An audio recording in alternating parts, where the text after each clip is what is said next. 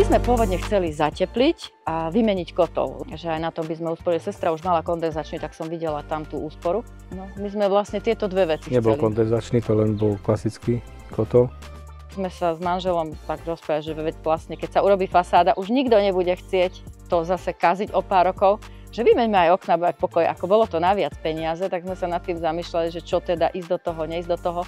Ale vedeli sme, že keď teda vymeníme okna, bude lepšia úspora, získame viac peňazí, že v podstate sa nám tie okná skoro z toho zaplatia. Firma nám robila klimatizáciu, kotol, okna, robili sme si povalu, to sme si robili sami. Zateplovanie, tak to bolo tak svojpomocne, no my sme tak natrafili začali sme firmou, s ktorou sme neboli spokojní, ale potom sme oslovili partiu takých chlapov, čo sa tomu venuje, ale viac menej už materiál sme mali nakúpený, tak sme to tak svojpomocne. My sme kúrili tak ako predtým, lebo my máme radi teplo, teda ja.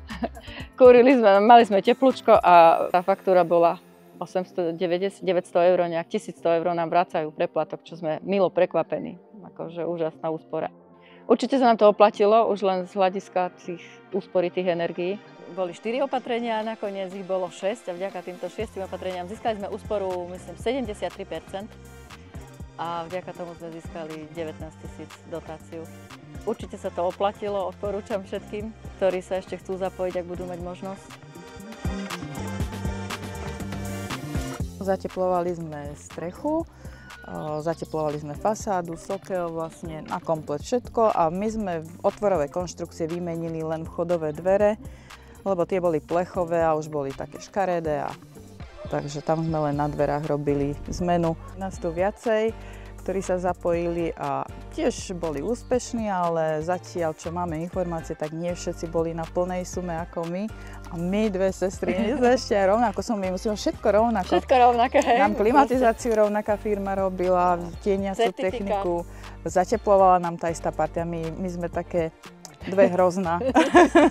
Áno, my sme mali úsporu celkovo 80,14%. Bez ešte fotovoltiky, ktorá je vlastne odrátaná z toho, lebo to ide z iného projektu.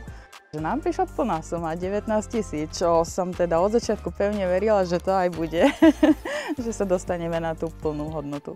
My keď sme prerábali túto dom, tak k nám priletel túto bocian na stĺpe, ho máme odfoteného, on tu potom bol aj týždeň, aj 2. A potom už my sme vlastne boli vo švungu prerábanie, sme začali 2. apríla strechou.